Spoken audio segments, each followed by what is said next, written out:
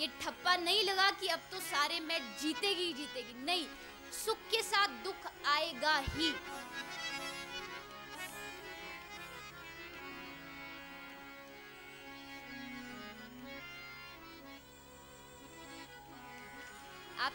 आप किसी cinema hall में, थिएटर में मूवी देखने जाए, फिल्म देखने जाए, फिल्म में आपको कोई सीन बड़ा अच्छा लगा, आपको लगा कि काश ये सीन बार बार दोहराया जाए, बार बार दोहराया जाए। कोई सीन आपको बुरा लगा, आप सोचो कि ये तो फिल्म में रहे ही ना, हट जाए। ऐसा कभी नहीं हो सकता। क्यों?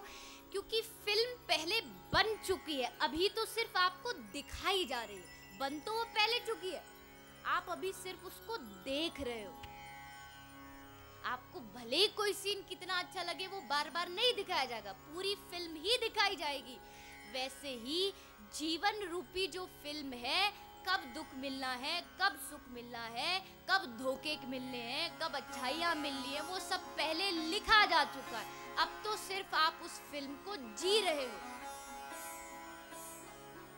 अब आपको कोई सुख मिल जाए, आप कहें भगवान यही चलता रहे, नहीं चल सकता। फिल्म तो लिखी जा चुकी है, जीवन लिखा जा चुका, अब तो आप सिर्फ उसे भोग रहे हो। ये जो तुम्हें ये पागल बनाते घूमते ना, तुम्हारा ये ग्रह खराब हो गया, तुम ये कर लो तो सुख आ जाएगा, सब। अरे भाई, दुख जो लिख चुका है उसको तो झेलना पड़ेगा।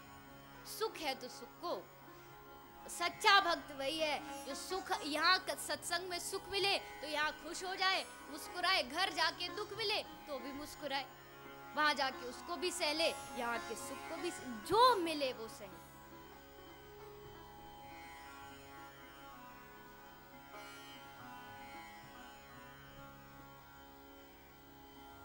और हाँ, एक बात और, अब दुख क्या है, सुख क्या है, ये भी प्रश्न आता है।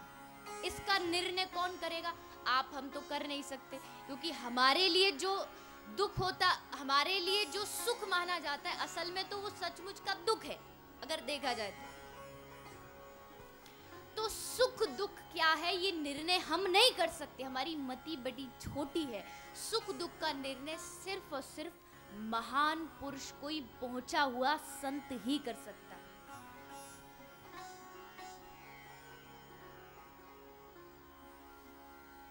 हम नहीं कर सकते।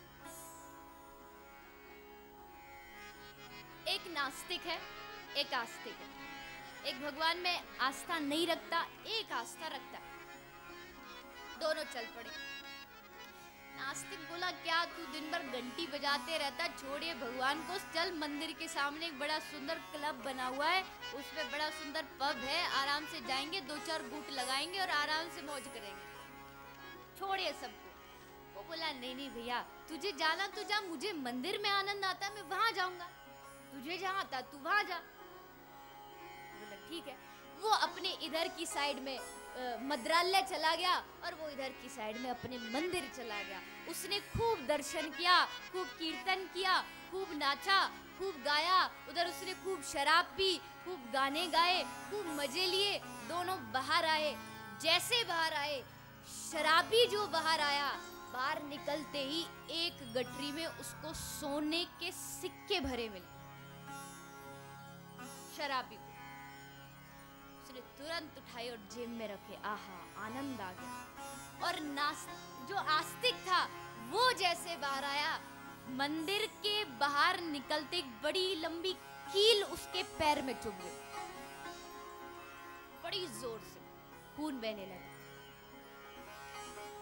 वो जो नास्तिक था बोला, ले कर ले भजन, ले ले फल राम राम करने का, कृष्ण कृष्ण बोलने का। हो गया ना बर्बाद। पब मेरे साथ शराब मद्रालय चलता तो तुझे भी ये सोने के सिक्के मिलते, मुझे मिले, तुझे कुछ नहीं मिला। अब उस आस्तिक के पास जवाब देने के लिए कुछ नहीं था। क्या बोले, क्या कहे? बात भी सच है, उसको सोने की गठरी मिल गई, उसको क्या मिला? दुख के अलावा। चुप रहा।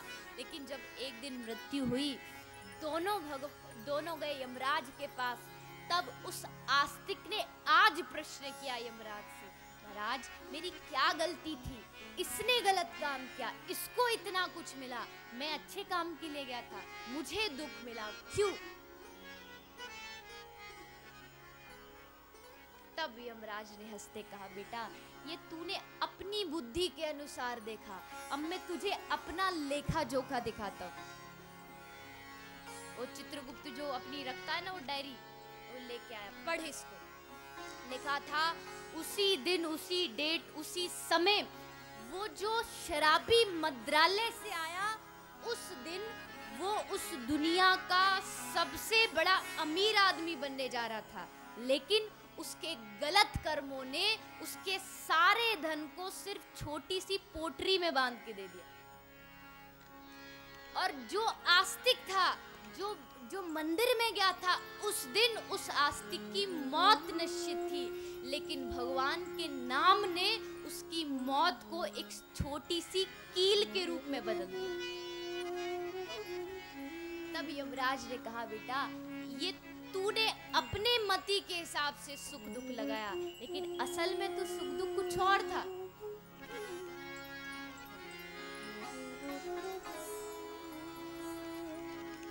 तो इसीलिए सकारात्मक सोच सोचिए, जब दुख आए सोचो अरे ये तो बहुत कम है, अभी तो पता नहीं क्या हो जाता।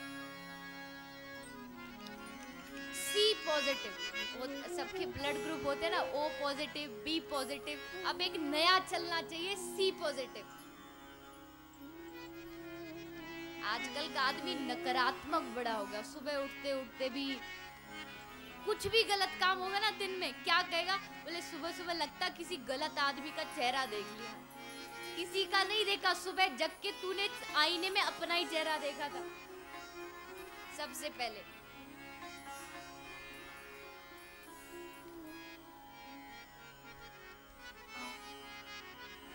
अंदर एक दुखी रहेगा दिन भर, अरे भैया मैं तो धोखा खा लिया, थक गया। सुबह सुबह उठेगा ना, जब ब्रश के लिए कोलगेट निकालेगा पेस्ट, तो वो निकलेगी नहीं, थोड़ी सी बची होगी, तो उस समय भी उसे देख के बोलेगा, लो हमारी तो जिंदगी खराब, ये टूथपेस्ट भी हमारे साथ कोऑपरेशन नहीं कर रही। उस समय भी उसको गाली देगा, क्योंकि सोच सकारात्मक नहीं।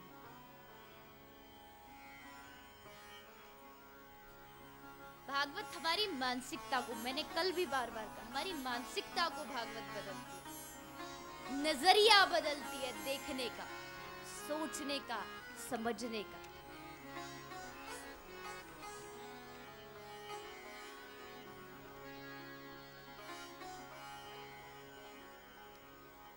जब कभी दुख आए तो एक काम करना, दुख को भगाने का एक सबसे बढ़िया इलाज है, सबसे साधारण सा, इस दुनिया का कोई डॉक्टर नहीं बताएगा आपको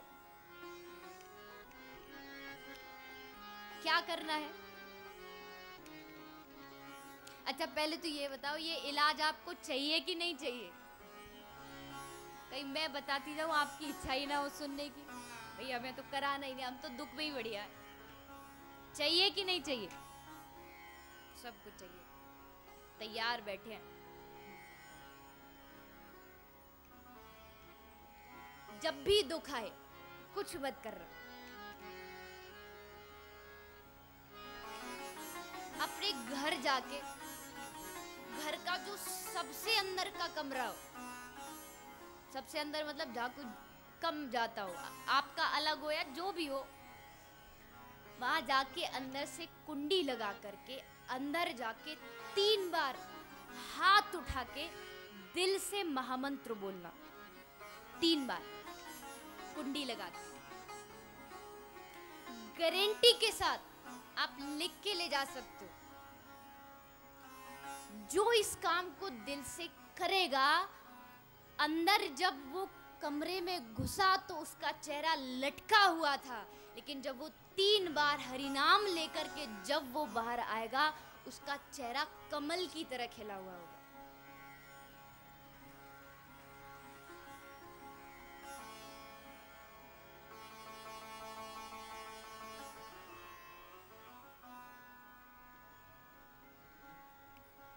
चिंता करना, दुखी करना, अगर मैं आपसे कहूँ ना कि आप दुखी मत हो तो आपको ये दुनिया का सबसे बड़ा मजाक लगेगा। दुखी ना हो, ये भी कोई बात हुई, सबको दुख तो होता है, लेकिन अपने दुख का मैंने एक पुस्तक पढ़ी थी, रॉबिन शर्मा एक राइटर है, उनकी ये पुस्तक थी who will cry when you die, बड़ी उनकी ये प्रसिद्ध बुक है। उसमें लिखा था कि अपने दुख का ना आप एक टाइम, एक समय निर्धारित कर लो कि भाई ये दुख है, मुझे एक दिन दुखी रहना है, और अपने परिवार को बता दो कि भैया एक दिन मैं दुखी रहूंगा, मुझसे कुछ हंसने की उम्मीद मत रखना। जैसे उपवास रखते हो ना तो घर वाले को बता देते हो आज मेरा व्रत है, वैसे दुखी होना है तो बता दो कि आज भैया मैं दुखी हूँ, एक दिन दुखी रहो, लेकिन कल जब सुबह हो तो उस समय वो दुख को पीछे छोड़ के फिर आपके जीवन में आनंद आना चाहिए। चिंता करनी है ठीक है, टाइम लिख लो कि भाई 1 घंटे में चिंता करूंगा, लेकिन 1 घंटे के बाद फिर चिंता नहीं, फिर चिंतन शुरू होना चाहिए भगवान का। आपको लगेगा ये बात ना सब भाषण देने के लिए अच्छी है, करने में कुछ नहीं होता है, आप प्रयास करके देखिए। कमी ये है हम सुन तो जरूर लेते हैं, हाँ भी कर लेते हैं, लेकिन उसको फिर उसका अभ्यास नहीं करते, उसको प्रयास में नहीं लाते, ये सबसे बड़ी परेशानी है। झूठ नहीं बोलना चाहिए, हाँ जी, सच्चाई हमेशा सत्य का साथ देना चाहिए, हाँ, रोज सोले माला करनी चाहिए, हाँ। यहाँ तो सब हाजी हाजी, अब पांडाल से निकलते ही नाजी नाजी शुरू हो जाते हैं। हाँ, इतना मैं जरूर मानती हूँ, मुश्किल हो सकता है, सदगुरु की कृपा हो जाए तो क्षणों में काम हो सकता है, लेकिन थोड़ा मुश्किल भी है, लेकिन अगर आप दिल से करेंगे तो जरूर होगा।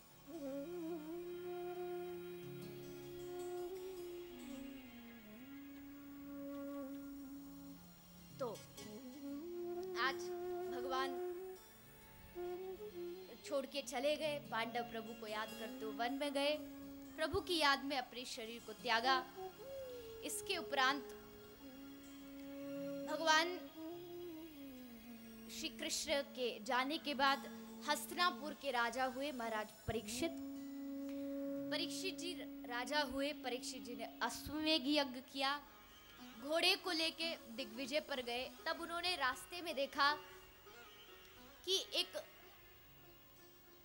शूद्र था जो कलयुग था, भगवान कृष्ण के जाति कलयुग शुरू हो गया। वो शूद्र एक राजा का वेश बना के एक गौ माता को लात मार रहा था, अपमान कर रहा था, परेशान कष्ट दे रहा था। कलयुग की शुरुआत से ही कलयुग ने अपना असलियत दिखाना शुरू कर दिया। वो तो कलयुग की शुरुआत में महाराज परीक्षित जैसे राजा थे जिन्होंने उठ करके उस गौ अपमान का विरोध किया। काश आज भी 2-4 ऐसे कोई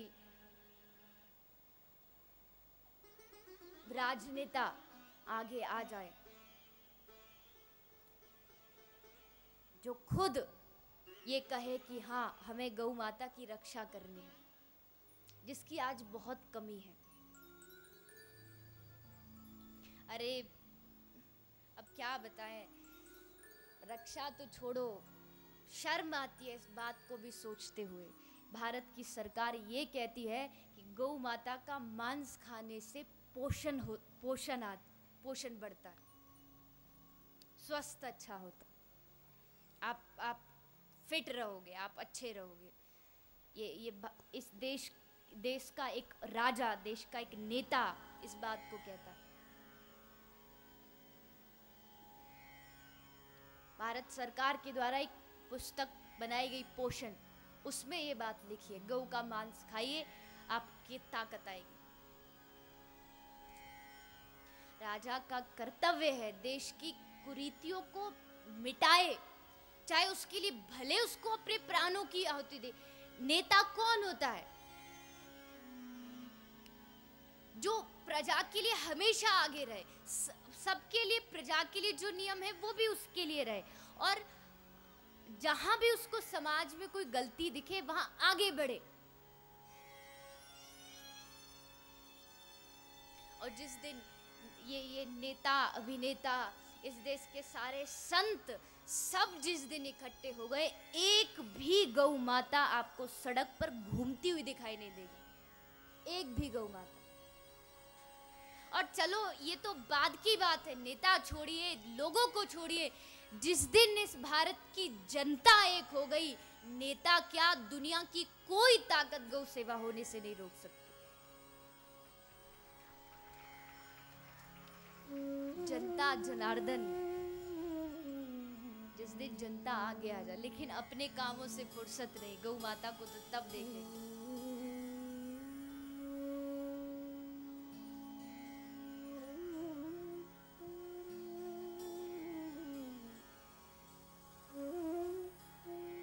हर एक आदमी, मैं देखिए ये नहीं कहती कि आप एक बहुत बड़े स्तर से गौ माता की सेवा करो, शायद आपके लिए ना हो, मैं कहूँ कि आप एक गौशाला खोलो, नहीं, आप वो ना कर सके, जिसका सामर्थ्य है वो कर सकता है, जिसका नहीं है वो नहीं कर सकता, तो ठीक है, ज्यादा नहीं कर सकते, एक गौ माता अपने घर में रखो, जहाँ गौ माता भूखी दिखे वहां भोजन खिलाओ, जितना आपका सामर्थ्य शुरू तो कीजिए।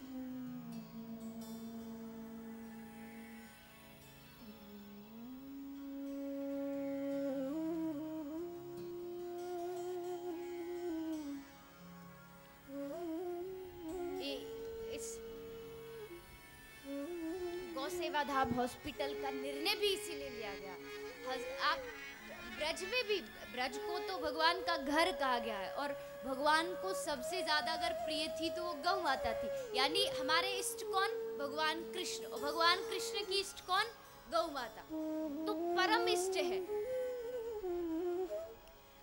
अब कृष्ण की आरती करे जा रहे हो, पूजा करे जा रहे हो, गौ माता भूखी दर बदर सड़कों पर कूड़ा खाती हुई घूम रही है।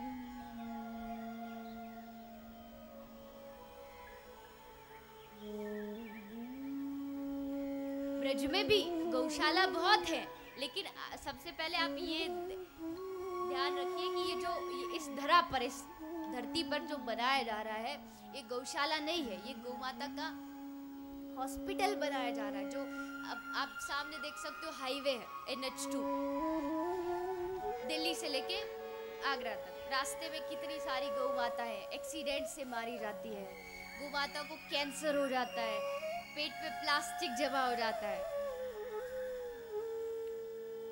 हमारे इंदौर से आए श्री हरीश जी, तो हमारी कथा हुई थी इंदौर में, तब बताया गया था कि गौ माता के 25 किलो 20 किलो प्लास्टिक गौ माता के पेट से निकाला गया, इतना प्लास्टिक जमा हो गया।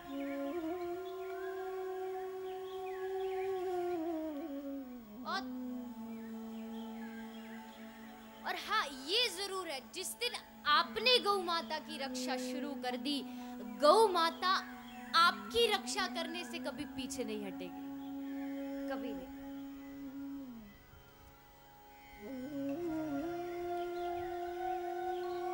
गौ माता की महिमा के लिए गीता प्रेस गोरखपुर में एक किताब आती है, छोटी सी पुस्तक है, आप सबको मिल जाए तो जरूर खरीदेगा, गीता प्रेस से, गौ महिमा।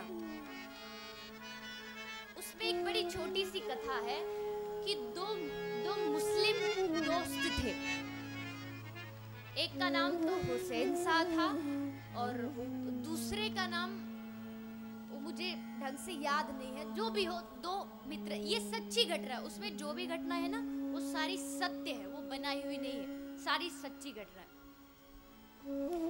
तो दोनों मित्र एक बार एक गाय को कहीं से पकड़ के ला रहे थे कत्ल खाने ले जाने के लिए। तो उनमें से एक जो मित्र था वो तो ले जा रहा था, लेकिन जब हुसैन शाह जो था दूसरा, उसने जब देखा वो माता चिल्ला रही है, रेंग रही है, घसीटी जा रही है, तो उसके मन में थोड़ी दया आ गई। उसने क्या किया, रात को जब गौ माता को बांधा गया तो चुपचाप पीछे से गया और गौ माता की रस्सी खोल के रात ही रात में गौ माता को भगा दिया वहां से, मतलब छुड़ा दिया। गौ माता वहां से चली गई रक्षा। अब वो जो गौ माता जा रही थी ना कत्ल खाने में, वो जा रही थी ब्रिटिश के, जो उस समय ब्रिटिश लोगों का शासन था, उनके कोई समारोह था, उसमें बीफ पार्टी रखी गई थी। बीफ कहते हैं गोमांस को। अब गौ माता चली गई तो मांस नहीं आया। अब ब्रिटेन वाले लोगों को गुस्सा आया, क्या करे। किसी ने कहा भाई इसने गौ माता को भगा दिया, कहा जाओ इसे फांसी पे चढ़ा दो, फांसी पे चढ़ा दो। वो बेचारा कांप रहा था, उसने तो कोई गलती भी नहीं की, कैसे क्या करे, कैसे समझाए कि मैंने तो उनकी रक्षा की थी। लेकिन जब वो व्यक्ति को ले जाया गया फांसी पर चढ़ाने के लिए, उसका गर्दन पर वो काला कपड़ा बांधा, खड़ा किया, वो जो फांसी लगाने वाला आया उसने वो पकड़ा, खींचा, जैसे खींचा वो लटक तो गया लेकिन मरा नहीं। उसका मुख खोला तो देखा कि वो तो जिंदा था। अब तो सब घबराए, बोले दोबारा चढ़ाओ। तुरंत उसे वहां खड़ा किया, फिर से खींचा, लटक गया, फिर मुख हटाया, कपड़ा हटाया, तब भी जिंदा था। तो सब अचंभे में पड़ गए। जब वो बच गया तो किसी ने पूछा कि भैया तू कैसे बचा। तब उसने हंसते हुए कहा भैया मुझे नहीं पता, जब मैं मरने जा रहा था तो मैंने कहा था माँ मैंने तेरी रक्षा की, अब माँ तू अपने बालक की रक्षा कर। जैसे पट्टा हटा मुझे लगा कि कोई आके मेरे नीचे खड़ा हो गया। मुझे पक्का यकीन है वो कोई और नहीं, वो वही गौ माता थी। फिर वो जो जल्लाद था उसको फांसी दी गई, क्योंकि ये संविधान में रूल है, अगर एक बार फांसी लगाई जाए और वो आदमी बच जाए तो आप दोबारा नहीं लगा सकते। उसने लगाई, उसी को उल्टा फांसी पे चढ़ा दिया। गौ सेवा है प्रभु की सेवा, गौ सेवा है प्रभु की सेवा, ये ईश्वर की सेवा है। गौ सेवा है प्रभु की सेवा, ये ईश्वर की सेवा है। 33 कोटि देव बसे हैं, 33 कोटि देव बसे हैं, कल्पतरू की मेवा है, कल्पतरू की मेवा है। गौ सेवा है प्रभु की सेवा, गौ सेवा है प्रभु की सेवा, ये ईश्वर की सेवा है। 33 कोटि देव बसे हैं, 33 कोटि देव बसे हैं, कल्पतरू की मेवा है।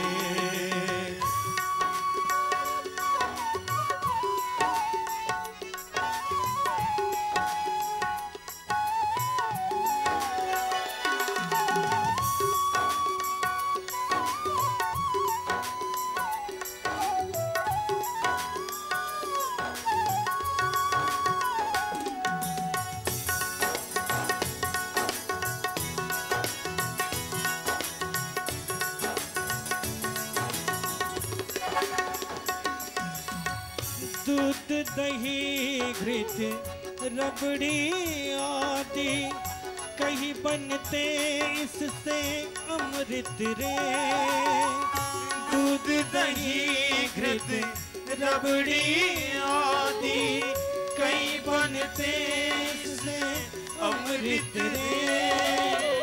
गोबर मूत्र व्यर्थ नहीं है, गोबर मूत्र व्यर्थ नहीं है, जननी जन जन की रे।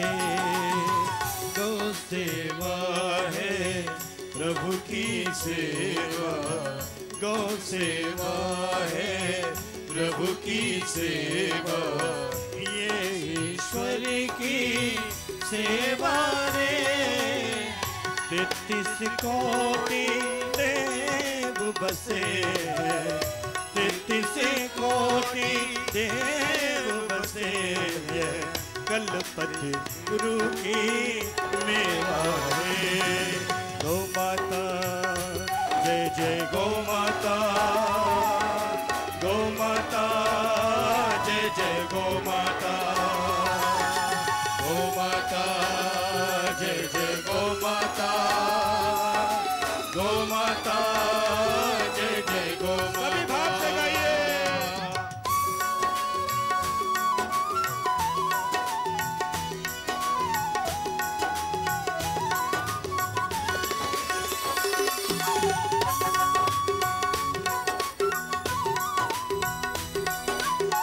बोल गौ माता की जय हो।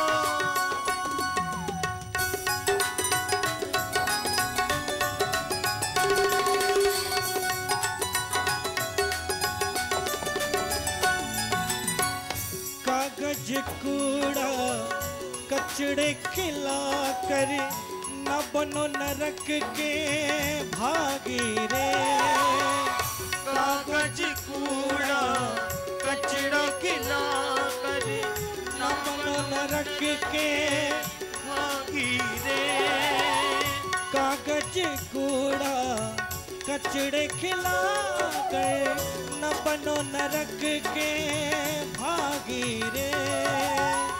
कागज कूड़ा कचड़ा खिला कर न बनो नरक के भागी रे। जननी के उपकार समझ कर, जननी के उपकार समझ कर, रहो सेवा में तत्पर रे। गौ सेवा है, प्रभु की सेवा ये ईश्वर की सेवा है। 33 कोटि देव बसे, 33 कोटि देव बसे, यह कल्पतरु की मेवा रे। गौ माता जय जय गौ माता, गौ माता जय जय गौ माता, गौ माता जय जय गौ माता, गौ माता जय जय गौ माता।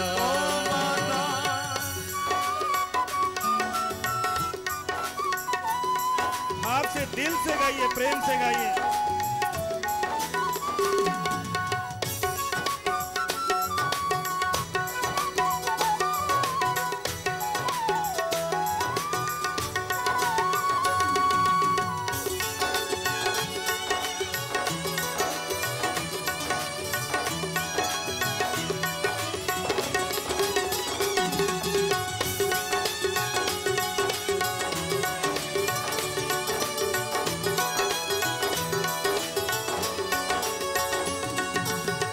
गोबर में लक्ष्मी, मूत्र में गंगा, पावन इसके अंग अंग रे। गोबर में लक्ष्मी, मूत्र में गंगा, पावन इसके अंग अंग रे। गोबर में लक्ष्मी, मूत्र में गंगा, पावन इसके अंग अंग रे। गोबर में लक्ष्मी, मूत्र में गंगा, पावन इसके अंग अंग रे। गोबर में लक्ष्मी, मूत्र में गंगा, पावन इसके अंग अंग रे। गोबर में लक्ष्मी, मूत्र में गंगा, पावन इसके अंग अंग रे। जननी के उपकार समझ कर, जननी के उपकार समझ कर, सेवा में तत्पर है। गौ सेवा है प्रभु की सेवा, ये ईश्वर की सेवा।